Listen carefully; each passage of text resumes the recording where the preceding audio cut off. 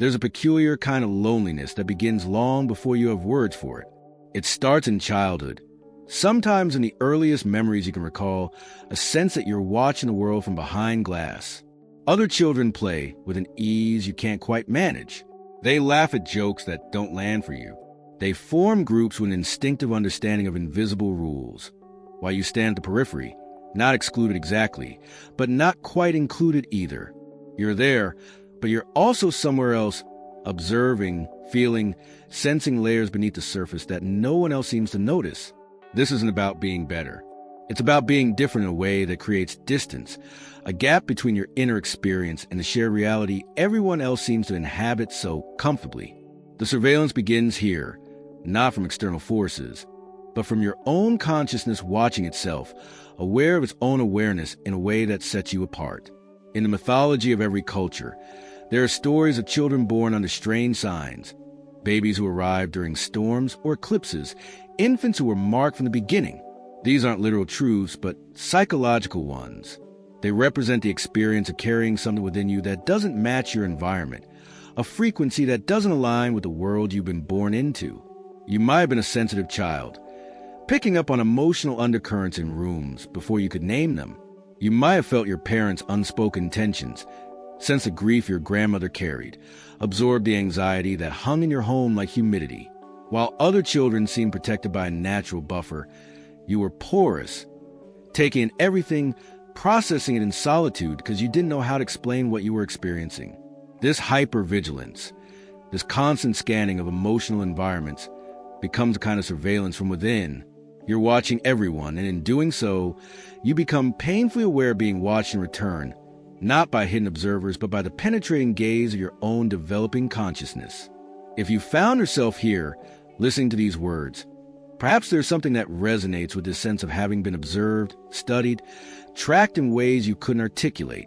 I invite you to stay with us, to walk this path together, as we explore what it means to feel marked by an invisible attention. Subscribe if you feel called to continue this journey, not because you need to, but because something in you recognizes this territory. The surveillance intensifies as you grow. You begin to notice patterns. Synchronicities pile up around you, meaningful coincidences that seem too precise to be random. You think of someone and they call. You dream of an event and it unfolds days later. You walk into a bookstore aimlessly and your hand falls on exactly the book you needed to read. These moments create a sensation of being guided, of participating in a hidden order that most people don't perceive. But here's the psychological truth beneath the mystical language. What you're experiencing is the activation of pattern recognition systems in your brain, the same cognitive machinery that allows humans to navigate complex environments. Your sensitivity has sharpened these systems. You're noticing connections because you're paying attention at a depth most people don't sustain. The surveillance isn't external. It's your own mind tracking itself, watching for signs, creating meaning from the chaos of existence. This is both a gift and a burden. The gift is a life rich with significance. The burden is that you can never quite turn it off. In adolescence, the feeling of being watched often becomes unbearable. You might have developed social anxiety, not because you were afraid of people, but because you could feel yourself being perceived and you imagined that others could see through you the way you could see through them. You assumed everyone possessed your level of perceptiveness, that they were dissecting your every gesture, weighing your words, judging your authenticity. This created a hyper-conscious performance of selfhood. You couldn't just be.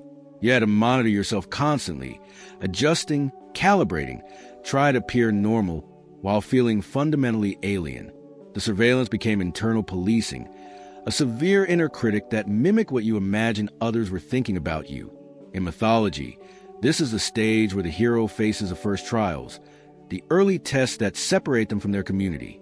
Psychologically, it's the painful individuation process, the necessary separation from collective identity that allows for the development of authentic selfhood. But it doesn't feel heroic. It feels like exile. The solitude deepens. You might have spent years alone, not because you couldn't make friends, but because friendship required an exhausting translation process.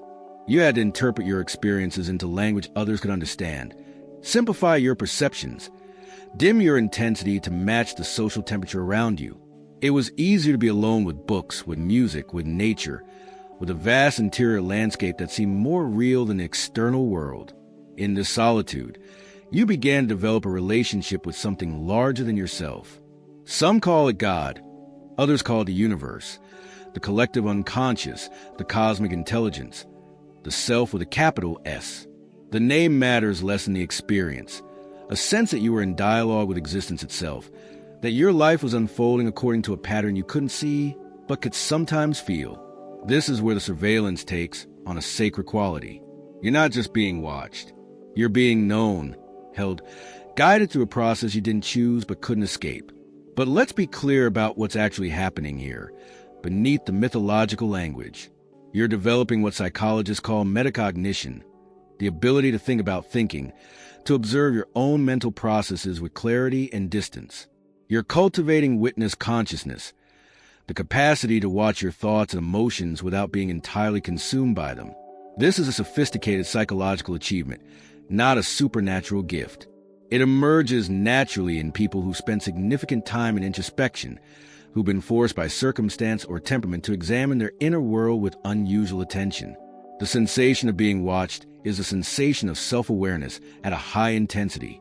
You're observing yourself from multiple perspectives simultaneously, as the experiencer, as the interpreter of experience, and as the witness of both. This creates a kind of psychological vertigo, a sense of infinite regress. Who's watching the watcher?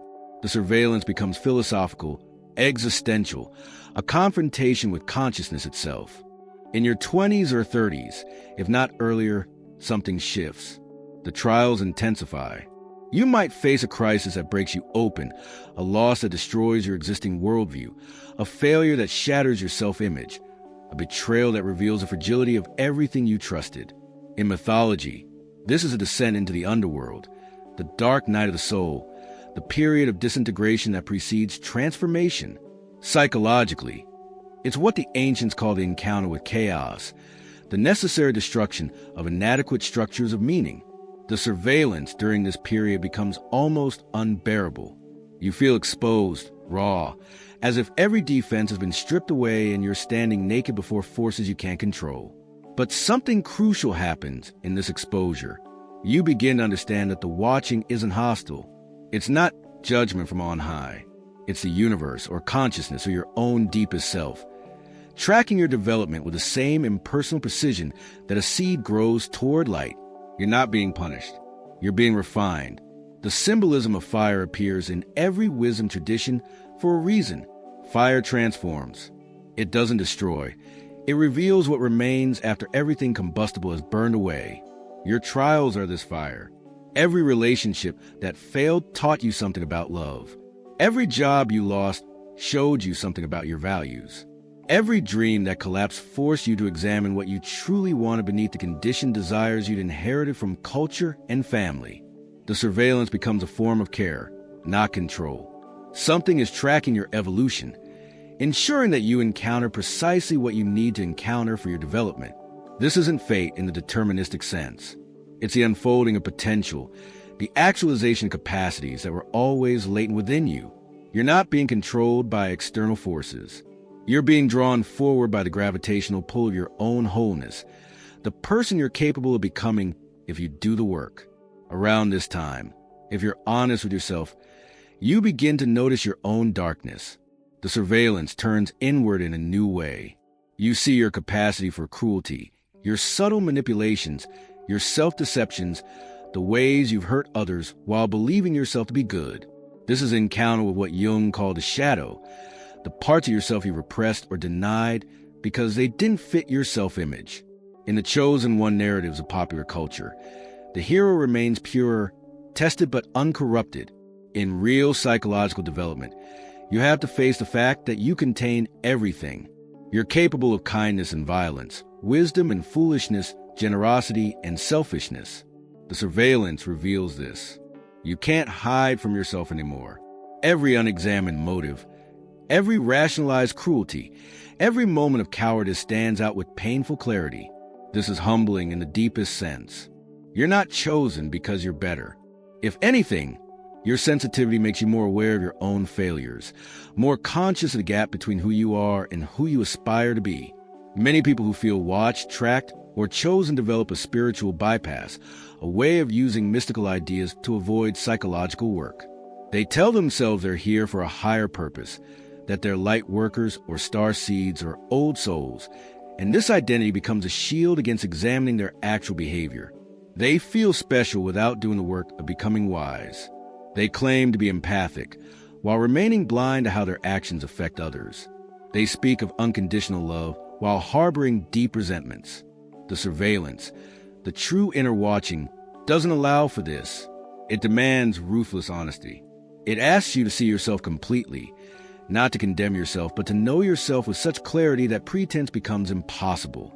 This is a real trial by fire, not external circumstances, but internal confrontation, the willingness to look at your own reflection without flinching.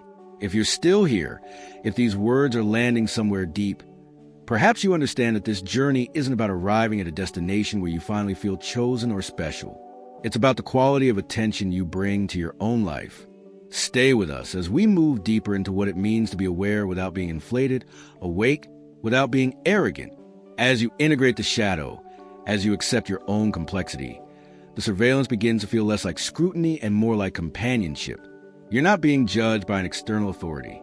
You're in relationship with the deepest parts of yourself, the aspect of consciousness that exists beneath personality and preference, beneath the stories you tell about who you are.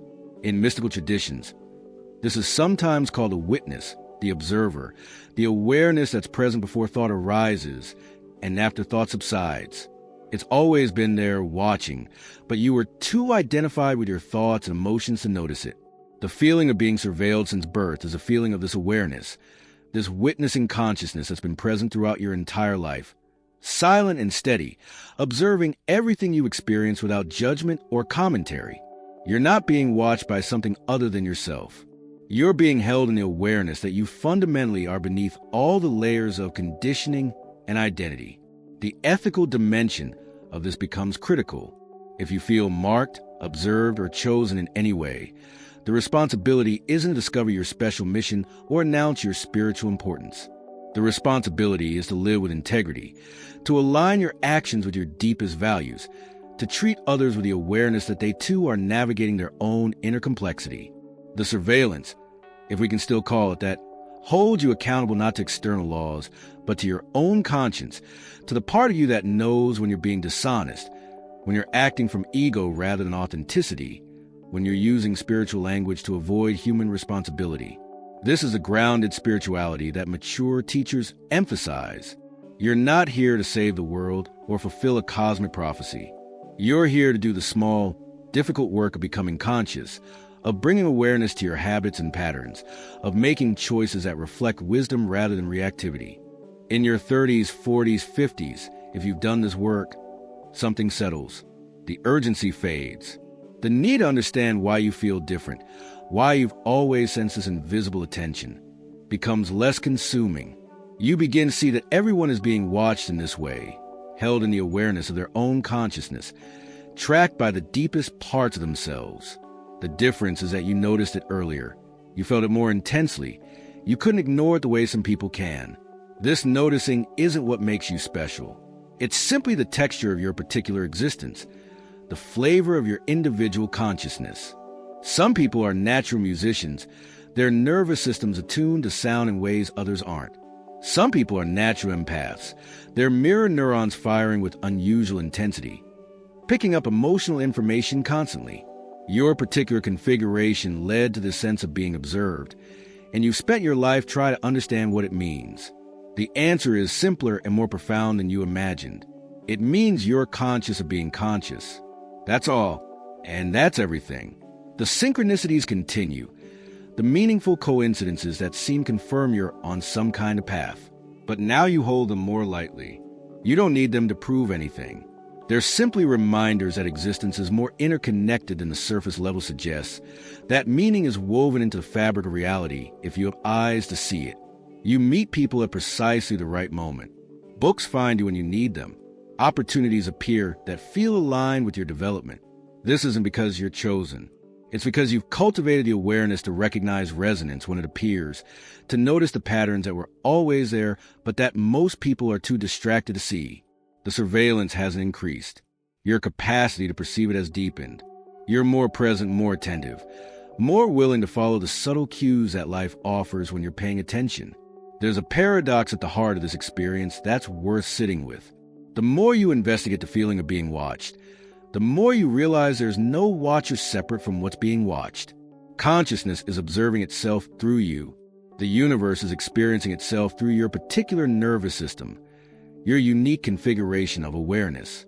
You're not being surveilled by an external intelligence. You are the intelligence, temporarily localized in this body, this mind, this biographical narrative. The sense of being tracked since birth is a sense of continuity, the thread of awareness that's been present from your earliest memories to this present moment, the I am that persists beneath all the changes of circumstance and identity. This is what the mystics point to when they speak of the true self, not a special identity, but the bare fact of awareness itself. Prior to all content, all story, all specialness, when you understand this, the need to feel chosen begins to dissolve. You don't need to be special because specialness is a trap, a subtle form of separation that keeps you isolated in the same way your childhood sensitivity once did. What you're actually seeking is belonging, the recognition that your experience, however unique in its details, participates in the universal human journey of awakening to consciousness. Every person who's ever looked up at the stars and felt simultaneously insignificant and infinite, who's ever experienced the uncanny sensation of being aware of their own awareness, who's ever felt watched by something they couldn't name, has touched this territory. You're not alone in this.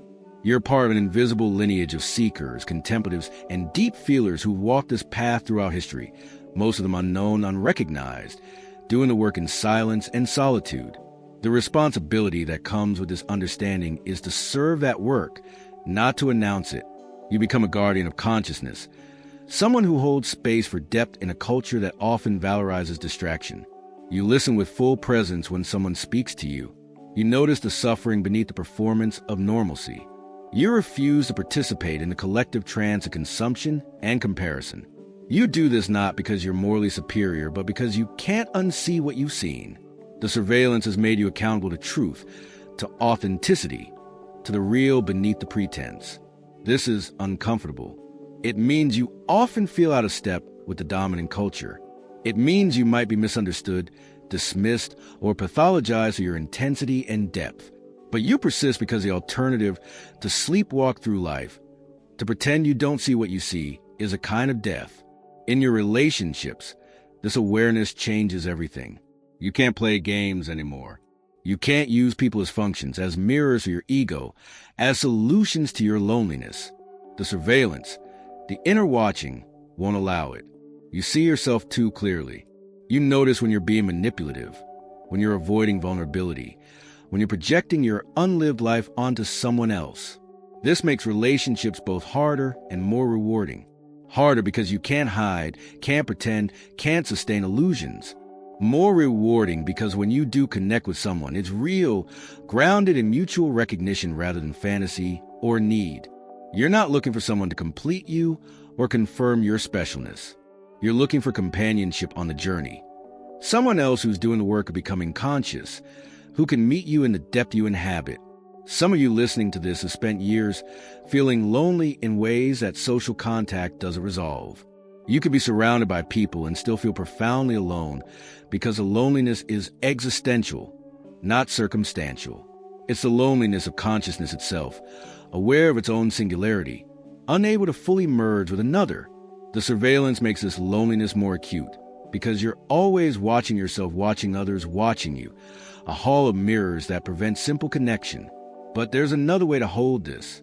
The loneliness is also a portal to compassion. When you truly understand your own isolation, you recognize it in everyone.